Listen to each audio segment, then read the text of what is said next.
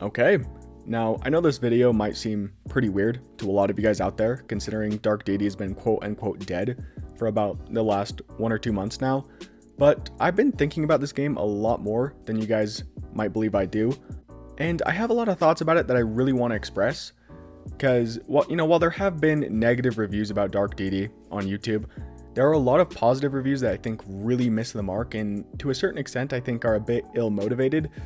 And I at least want to give my opinion so my fan base and whoever watches this video kind of knows what I think. Then maybe if any potential buyers, if they're thinking about buying Dark Deity, they can listen to what I have to say, and then maybe listen to somebody else with a positive review, and then get a better picture for what the game is like, and then make their own decision. So I guess at the end of the day, informing customers. Wow, thank you, Aether, doing a great public service over here. Also, I'd like to note that this is going to be just one massive tangent slash rant. I'm going to try my best not to edit this at all. So if I take some really weird pauses here and there, please forgive me. I'm just kind of trying to organize my thoughts. For a while, I've wanted to make this video. I've sat down, I've actually, started talking, saying this exact same intro. Not this exact same intro, but something similar. And then I would just stop. I was like, you know what? Maybe I should just play it a little bit more. Maybe I should just think about it a little bit more. Maybe I'm being a little bit too harsh on it. I don't want to come in here and give a really crappy opinion, especially when the developers of this game have spent, from what I hear, about years of their life on this game and have put a ton of work into it. I think it'd be really disingenuous of me to, hop on the mic after playing it once and then thinking about it for a couple of days and just be like, oh, this game sucks ass. I think that'd be kind of a slap in the face to the people who made this game. So I didn't do that. But also kind of on the flip side of that, because there have been people who posted an initial negative review right out the gate, whether they're right or not, kind of irrelevant. I'm just saying it's kind of whack in my opinion, but there have been people on the other side of the aisle who have just, played it once, thought about it for a couple of days and then posted their positive review online.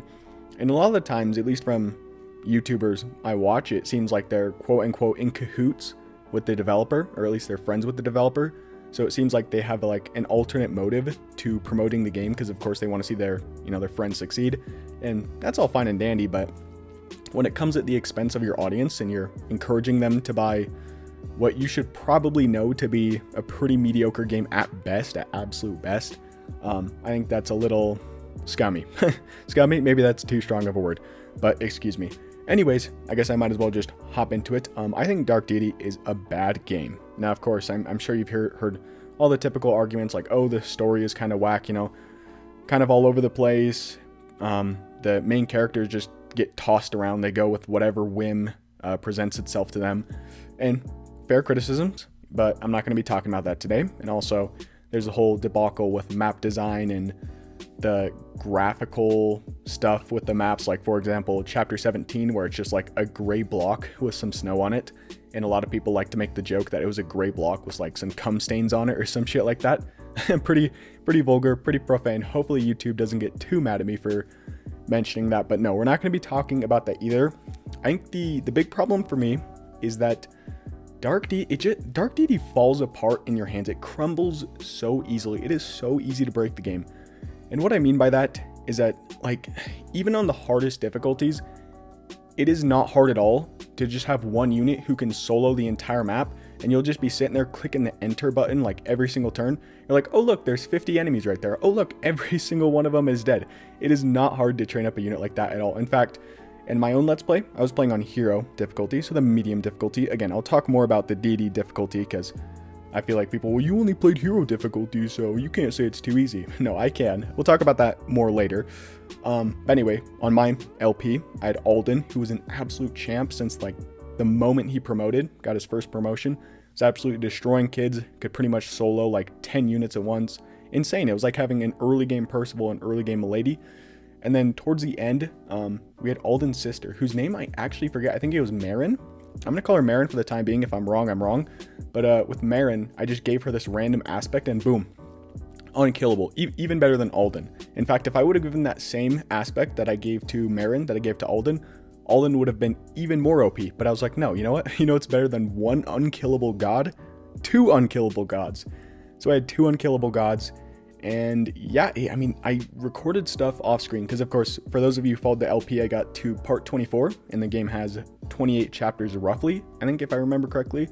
And actually ended up filming the rest of those 4 chapters, and I just didn't want to post them because I was so mad. The rest of the game, it was so easy. Like, I would just put Alden out there, I'd put Marin out there, and I would win. I just click the enter button the whole game, and I was kind of just bitching and moaning. And I was like, it was not fun gameplay. And then, of course, people are going to maybe critique this because it was hero difficulty. Let's talk about Deity difficulty. I wasn't actually even using the best character for soloing maps. The best character is actually Lincoln. I accidentally promoted him into the wrong kind of class, and he suffered because of it. But if I were smart, I would just promote Lincoln into an Acolyte, and then I would just solo the whole game with Lincoln. So as far as like Deity difficulty goes, I wasn't even using the best character, and I was still, absolutely destroying the game. So if I would go Deity difficulty, I just use Lincoln instead. Then I just solo the whole game with him because, some early speedrunners kind of found out that strat.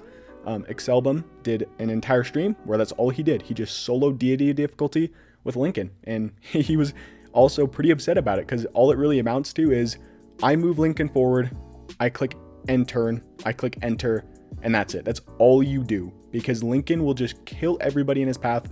There's no point in even watching any of the battles because you're just going to win statistically.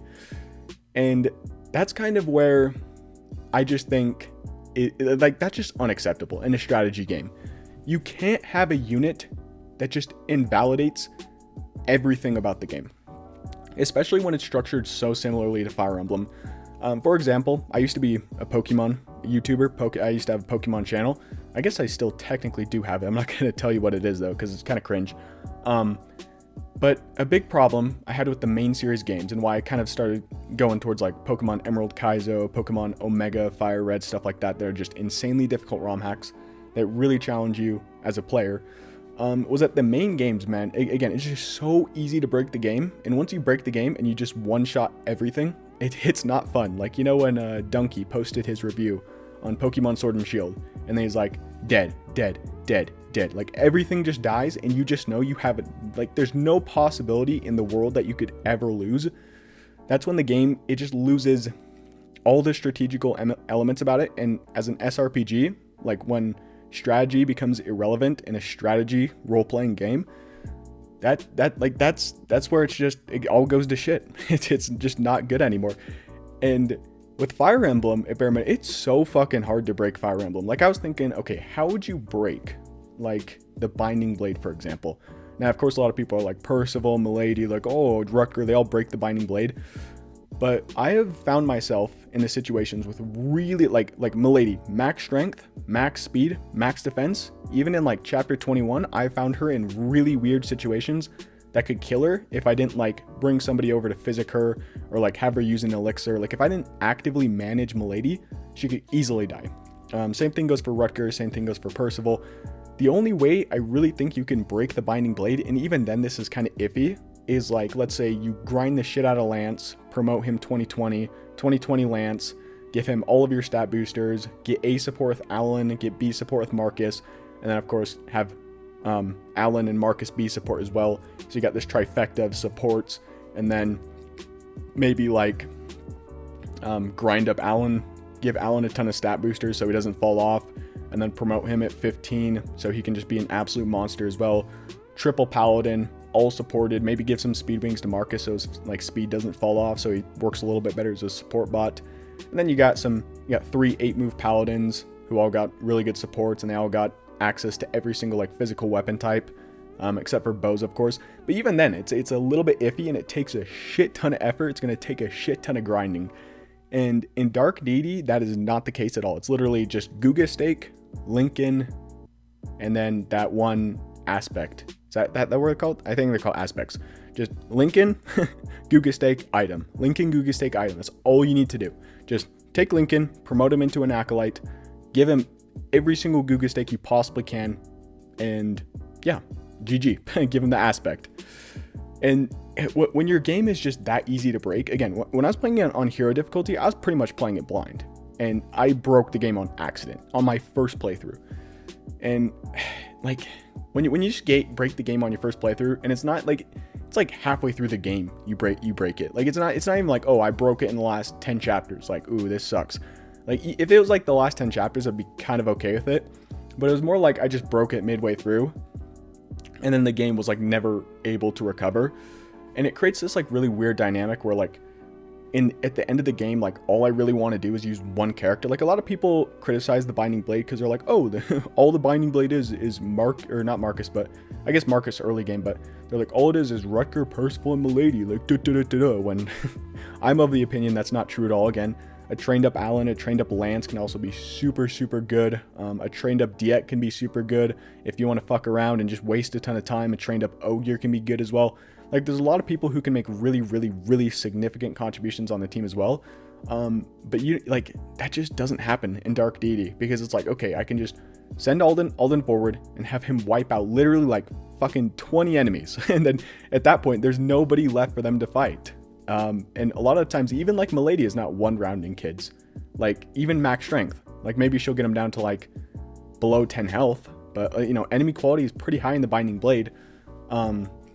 But it's not like it's impossible for like other units to keep up while simultaneously balancing like the top tier god units, like not making them too overpowered. And I just feel like the balance between the cast and Dark Deity is so lopsided. It's like you know, you always have this free like get out of jail free card, and on top of that, like it's really hard to get game overed in Dark Deity. When I was playing Dark Deity, like on my first go through blind, I didn't get game overed once, not a single time. And I think there's something to be said about like that's just weird. Like every single video game I have ever played, I've gotten a game over. Fuck it, dude. Little me. Yeah, I think even grown up me playing Pokemon Sword and Shield got blacked out once because I was being a dumbass.